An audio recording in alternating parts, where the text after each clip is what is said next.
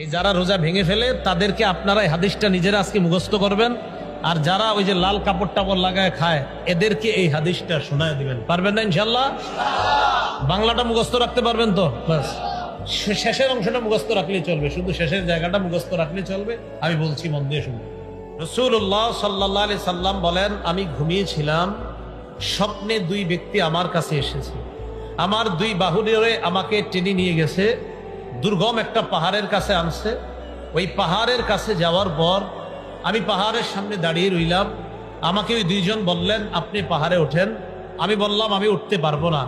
তারা দুইজন আমাকে বললেন, আমরা এই পাহাড়ে যেন আপনি উঠতে পারেন, এই ওঠাটা আমরা আপনার জন্য সহজ করে দিব, আমরা সাপোর্ট দিব, আপনি ওঠেন।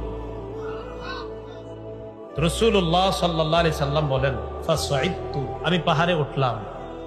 فإذا أنا بقوم معلقين بعراقبهم مشققة أشداقهم, যাইতে যাইতে হঠাৎ আমি একদল মানুষের সামনে গেলাম, তাদের দিকে তাকায় দেখলাম পাগুলা উপরের দিকে বেঁধে রাখা, পাগুলা বেঁধে রাখা, মাথা নিচে।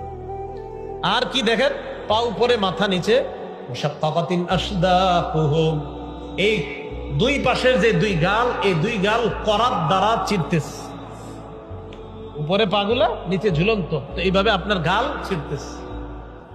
তাসিলু আশদাকুহুম দামা, এই পুরা গাল, এই চোয়াল সহ রক্ত পড়তেছে। এই কল্পনায় আনেন, দৃশ্যটা কল্পনায় আনেন, পা উপরে মাথা নিচে, দুই পাশের গাল থেকে রক্ত পড়তেছে। ব্যাপারটা কত ভয়ঙ্কর! রাসূল বলেন, আমি বললাম, এগুলা কারা? কার সামনে আমি আসলাম? মান হাউলা? ফেরেশতারা জবাব দিলেন, আল্লাযীনা ইফতিরুনা ক্বাবলা তাহিল্লাতি সাওমিহিম, হুজুর এরা তারা যারা ইফতারির সময় হওয়ার আগেই ইচ্ছাকৃতভাবে রোজা ভেঙে ফেলে, এরা তারা। আর যারা রোজা রাখে না তাদের অবস্থা তো আরো ভয়ঙ্কর। রাসূল বলেন, একদল হুজুর ইচ্ছাকৃতভাবে রোজার সাথে তামাশা করে, ইচ্ছা করে রাখো, মন চায় আমি রাখবো, মন চায় রাখবো না, ইচ্ছা করে যারা ভেঙে ফেলে, এদের এই অবস্থা, এটা চলতেই থাকবে।